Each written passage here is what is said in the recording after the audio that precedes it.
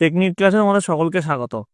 আজকের আমাদের আলোচ্য বিষয় 2025 সালের দশম শ্রেণীর দ্বিতীয় পর্যায়ক্রমিক মূল্যায়নের ভৌত বিজ্ঞানের সেট 1-এর প্রশ্ন এবং তার উত্তর। তোমার দ্বিতীয় পর্যায়ক্রমিক মূল্যায়নে পূর্ণমান থাকবে 40, সময় পাবে তোমরা 1 ঘন্টা 15 মিনিট। তোমাদের এই পরীক্ষাটি আগামী আগস্ট মাসে অনুষ্ঠিত হবে। তোমাদের এই প্রশ্নোত্তর পর্ব শুরু করার আগে বলে রাখি, তোমরা যারা এই চ্যানেল নতুন তারা অবশ্যই চ্যানেলটিকে সাবস্ক্রাইব করে নিও এবং পাশে থাকা বেল আইকনটি প্রেস করে নিও। তোমাদের এর আগে দশম শ্রেণীর দ্বিতীয় পর্যায়ক্রমিক মূল্যায়নে অল সাবজেক্টে 2টো করে সেটের প্রশ্নের মধ্যে উত্তর করানো হয়ে গেছে। এটা তোমাদের ভৌত বিজ্ঞানের সেট 1 চলছে। তো তোমরা যারা আগের ভিডিওগুলো দেখোনি তার জন্য লিঙ্ক ডেসক্রিপশন বক্স থাকছে, তোমরা সেখান থেকে দেখে নিতে পারো। তো দেখো, তোমাদের প্রশ্নোত্তর পর্ব শুরুর আগে একবার তোমাদের সিলেবাসটা দেখে নিই।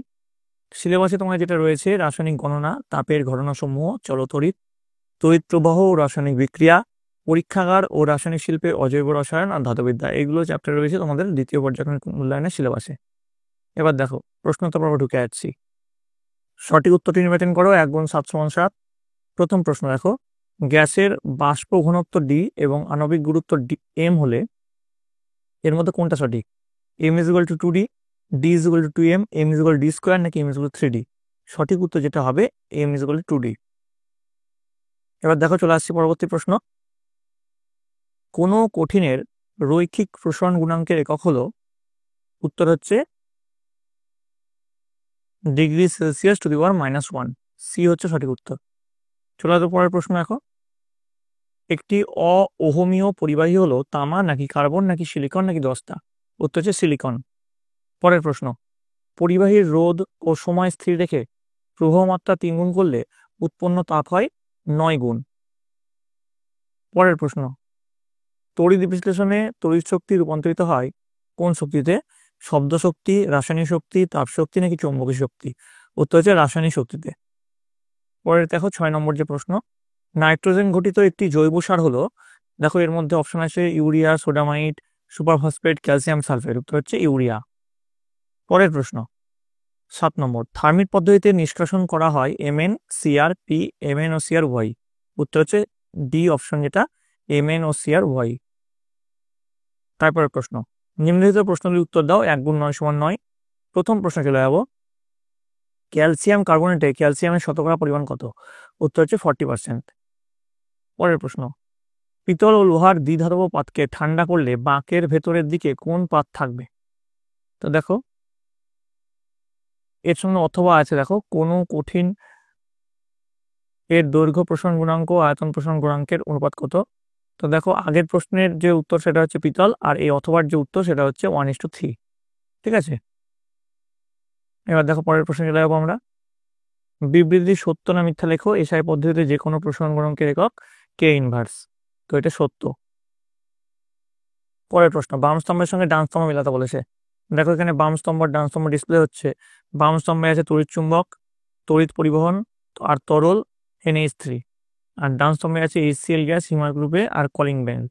তো যেটা মিলালে যেটা পাবো, আমরা তড়িৎ চুম্বকের সঙ্গে মিল পাবো কলিং বেল, তড়িৎ পরিবহনের সঙ্গে আমরা মিল পাবো HCl গ্যাস, তরল NH3 এর সঙ্গে মিল পাবো হিমায়ক গ্রুপে। পরের প্রশ্ন চলে আসছি আমরা। দেখো, বাড়িতে ব্যবহৃত তড়িৎ প্রবাহের কম্পাঙ্ক কত? উত্তর হচ্ছে 50 হার্জ। তারপর প্রশ্ন, তামার চামচের উপর রূপোর তড়িৎ লেপন করতে ক্যাথোড হিসাবে কি ব্যবহার করা হয়? উত্তর হচ্ছে তামার চামচ। পরের প্রশ্ন, গ্যালভানাইজেশনে কোন ধাতুর প্রলেপ দেওয়া হয়? দেখো, এর অথবা আছে জার্মান সিলভারের শতকরা পরিমাণ কত? তো প্রথম যে প্রশ্ন আছে তার উত্তর হচ্ছে জিঙ্ক, আর এই অথবা দিয়ে যে প্রশ্নটা আছে জার্মান সিলভারের শতকরা পরিমাণ কত, সেটা হচ্ছে 0। তারপরে দেখো, নিম্নলিখিত প্রশ্নের উত্তর দাও। বিকল্প প্রশ্নের লক্ষণীয় 2 × 3 = 6। প্রথম প্রশ্নে চলে যাবো। দেখো, পরিবাহী রোধ কোন কোন বিষয়ের উপর নির্ভর করে? উত্তর লিখে, পরিবাহী রোধ নিম্নলিখিত বিষয়গুলির উপর নির্ভর করে। পরিবাহীর দৈর্ঘ্য, পরিবাহীর রোধ দৈর্ঘ্যের সমানুপাতিক, অর্থাৎ দৈর্ঘ্য বাড়লে রোধ বাড়ে। পরিবাহীর প্রস্থচ্ছেদ বা ক্ষেত্রফল, রোধ পরিবাহীর প্রস্থচ্ছেদের ব্যস্তানুপাতিক, অর্থাৎ প্রস্থচ্ছেদ বাড়লে রোধ কমে। পরিবাহীর উপাদান, ভিন্ন ভিন্ন উপাদানের রোধ ক্ষমতা ভিন্ন ভিন্ন হয়। আর পরিবাহীর উষ্ণতা বাড়লে ধাতব পরিবাহীর রোধ সাধারণত বৃদ্ধি পায়। তারপর দেখো, অথবা দিয়ে আছে 220 ভোল্ট 60 ওয়াট এবং 110 ভোল্ট 60 ওয়াট বৈদ্যুতিক বাতিটির রোধের অনুপাত নির্ণয় করো। দেখো, এর যে অনুপাতের অঙ্কটা সেটা এখানে করানো হয়েছে। আমি আর অঙ্কটা দেখালাম না, তোমার জন্য সলভ করে দিয়েছি, তোমরা দেখে নাও। প্রথম বাতির জন্য তোমার V1 P1 হচ্ছে পাওয়ার হচ্ছে 60 ওয়াট আর ভোল্ট হচ্ছে 220 ভোল্ট। সেখান থেকে আমরা R1 এর মান নির্ণয় করলাম। আর দ্বিতীয় বাতির জন্য আমরা একইভাবে R2 এর মান নির্ণয় করলাম। এবার R1:R2 করে দিলাম, তাহলে পেলাম দুটি বাতির রোধের অনুপাত হলো 4:1। ঠিক আছে, বোঝা গেল? নাইট্রোলিয়াম কি, এটি কোথায় ব্যবহার করা হয়? নাইট্রোলিয়াম কি? নাইট্রোলিয়াম হলো ক্যালসিয়াম সাইনামাইড এবং কার্বনের মিশ্রণ। ক্যালসিয়াম কার্বাইডকে উচ্চ উষ্ণতায় নাইট্রোজেন গ্যাসের সঙ্গে উত্তপ্ত করলে এটি প্রস্তুত করা হয়। আর এটা কোথায় ব্যবহার করা হয়? এটি একটি গুরুত্বপূর্ণ সার হিসেবে ব্যবহার করা হয়, কারণ এটি ধীরে ধীরে অ্যামোনিয়া এবং কার্বনের তৈরি করে, যা উদ্ভিদের পুষ্টি যোগায়। অ্যামোনিয়া উৎপাদনে এটি কাঁচামাল হিসেবে ব্যবহার করা হয়। আর কিছু জৈব যৌগ যেমন সাইনাইড এবং ডিসাইনামাইড উৎপাদনের জন্য এটি ব্যবহার করা হয়। পরের প্রশ্ন, অথবা দিয়ে আছে বর্জ্যপাতের ফলে কিভাবে বায়ু নাইট্রোজেনের মাটিতে আবন্ধীকরণ হয়। দেখো, এটা তোমাদের উত্তরটা আমি আর দেখালাম না, উত্তরটা এখানে তোমাদের সমীকরণ সহকারে দেওয়া হয়েছে, কিভাবে বর্জ্যপাতের ফলে কি থেকে কি উৎপন্ন হচ্ছে সুন্দর করে এখানে ডিসপ্লে করা হয়েছে। তোমরা যেমন করে আছে ঠিক তেমনভাবে তোমরা লিখে নেবে। ঠিক আছে, আশা করি তোমরা সব লিখে নিয়েছো। ভিডিওটা পজ করে পরের প্রশ্ন, অ্যালুমিনিয়ামের একটি ধাতু সংকরের নাম লেখো, এর একটি ব্যবহার লেখো। অ্যালুমিনিয়ামের একটি ধাতু সংকরের নাম হলো ডুরালুমিন। ব্যবহার হলো ডুরালুমিন হালকা, শক্তিশালী এবং ক্ষয়রোধী হওয়ায় এটি উড়োজাহাজ, মোটর গাড়ি এবং চাপ সৃষ্টি হয় এমন পাত্র এবং প্রেসার কুকার তৈরিতে ব্যবহৃত হয়। পরের প্রশ্ন, থার্মিট পদ্ধতির নীতিটি সমীকরণ সহ লেখো। তো থার্মিট পদ্ধতির নীতি কি? থার্মিট পদ্ধতি হলো একটি তীব্র তাপোৎপাদী জারণ বিজারণ বিক্রিয়া, যেখানে অ্যালুমিনিয়াম পাউডার দ্বারা কম সক্রিয় ধাতুর অক্সাইডকে বিজারিত করা হয়। এই বিক্রিয়ায় প্রচুর পরিমাণে তাপ উৎপন্ন হয়, যা বিজারিত ধাতুকে গলিত অবস্থায় নিয়ে আসে। এই পদ্ধতিতে মূলত ফাটলযুক্ত রেল লাইন জোড়া লাগানো বা ভারী যন্ত্রাংশের ঢালাই ব্যবহার করা হয়। আচ্ছা, থার্মিট পদ্ধতির সমীকরণটা দেখো, Fe2O3 2Al থেকে 2Fe প্লাস Al2O3 আর তাপ উৎপন্ন হচ্ছে। পরের প্রশ্ন দেখো, নিম্নলিখিত প্রশ্নগুলির উত্তর দাও, বিকল্প প্রশ্ন লক্ষণীয়। আচ্ছা, এই প্রশ্নের উত্তরগুলো আমি আর পড়ছি না, আমি জাস্ট প্রশ্ন আর তার উত্তরটা ডিসপ্লে করে দেবো। 3, 6, 18 দেখো, 7 গ্রাম হাইড্রোজেন গ্যাস প্রস্তুত করতে কত গ্রাম বিশুদ্ধ জিঙ্ক প্রয়োজন? অবিশুদ্ধ জিঙ্ক 88% জিঙ্ক বর্তমান, আর জেডিএন হচ্ছে 65। দেখো, এর উত্তরটা আমি এখানে করিয়ে দিয়েছি, আমি ডিসপ্লে করছি। 7 গ্রাম হাইড্রোজেন গ্যাস প্রস্তুত করতে 258.52 গ্রাম অবিশুদ্ধ জিঙ্ক প্রয়োজন। তোমরা সলিউশনটা দেখে নিও, সলিউশনটা এখানে পড়ানো হয়ে গেছে। ঠিক আছে, আশা করি ভিডিওটা পজ করে তোমরা সবাই দেখে নিয়েছো। চলে আসো পরবর্তী যে প্রশ্ন আছে অথবাতে। কোনো ধাতব কার্বনেটে 200 গ্রামকে উত্তপ্ত করলে 112 গ্রাম ধাতব অক্সাইড ও একটি গ্যাসীয় যৌগ উৎপন্ন হয়। গ্যাসীয় যৌগটির বাষ্প ঘনত্ব 22। তাহলে বিক্রিয়াটিতে কত মোল গ্যাসীয় যৌগটি উৎপন্ন হয়? তো দেখো, এর অঙ্কটাও সলিউশন করানো হয়েছে, তোমরা দেখে নাও। ভরের সংরক্ষণ সূত্র অনুসারে এটা করানো হয়েছে। 2 মোল গ্যাসীয় যৌগ উৎপন্ন হয় উত্তর। ঠিক আছে, দেখো, তাপীয় রোধ বলতে কি বোঝো? পরের প্রশ্ন, তাপীয় রোধের সঙ্গে তড়িৎ রোধের সদৃশ্যতা ধারণা দাও আর তাপ পরিবাহিতাঙ্কের একক লেখো। তো তাপীয় রোধ হচ্ছে কোনো বস্তুর মধ্যে দিয়ে তাপ পরিবহনে যে বাধা বা প্রতিবন্ধকতা সৃষ্টি হয় তাকে ওই বস্তুর তাপীয় রোধ বলে। এটি উষ্ণতার পার্থক্য এবং প্রতি সেকেন্ডে পরিবাহিত তাপের অনুপাত দ্বারা পরিমাপ করা হয়। এর একক হলো কেলভিন পার ওয়াট, অর্থাৎ ডিগ্রি সেলসিয়াস প্রতি ওয়াট। আর তাপীয় রোধের সঙ্গে তড়িৎ রোধের সদৃশ্যতা এখানে দেখো উল্লেখ করা হয়েছে পয়েন্ট ওয়াইজ, যেমন করে পয়েন্ট ওয়াইজ উল্লেখ করা হয়েছে ঠিক তেমনভাবে কিন্তু তোমরা লিখে নেবে। ঠিক আছে, আমি আর পড়লাম না, আশা করি তোমরা সব দেখে নিয়েছো। চলে যাবো পরবর্তী স্লাইডে। দেখো, ওহমের সূত্রটি বিবৃত করতে বলেছে। ওহমের সূত্র কিন্তু খুব ইম্পর্টেন্ট, অনেক স্কুলেই কিন্তু ওহমের সূত্রটি আসতে চলেছে। আর ওহমের সূত্র থেকে রোধের সংজ্ঞা দাও।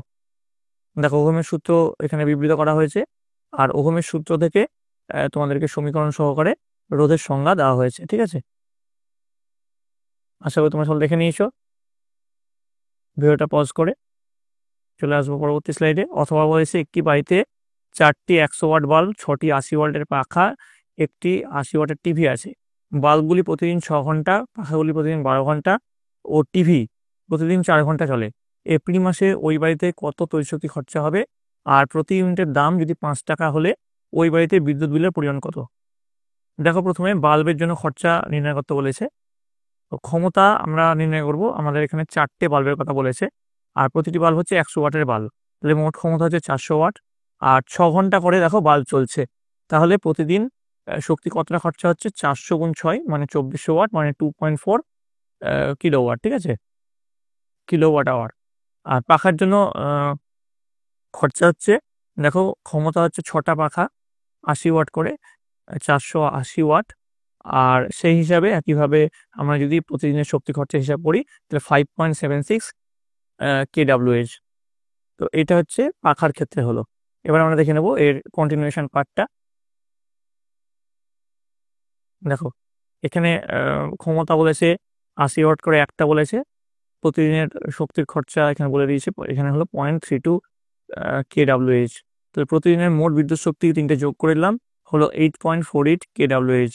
তাহলে এপ্রিল মাসে মোট বিদ্যুৎ শক্তির খরচা, প্রতিদিনের মোট খরচা ইন্টু দিনের সংখ্যা, তাহলে 8.48 kWh ইন্টু 30, তাহলে 254.4 kWh।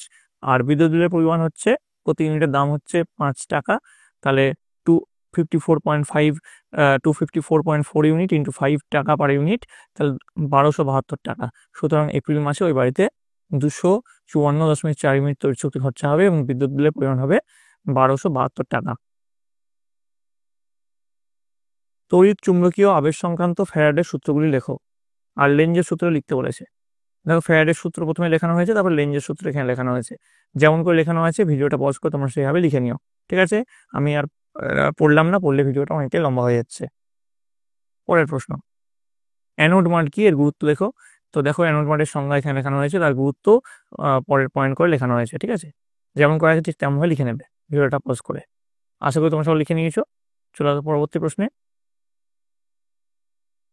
অথবা বলেছে লোহার চামচের ওপর সিলভারের প্রলেপ দেওয়ার জন্য নিম্নলিখিত বিষয়গুলি উল্লেখ করো।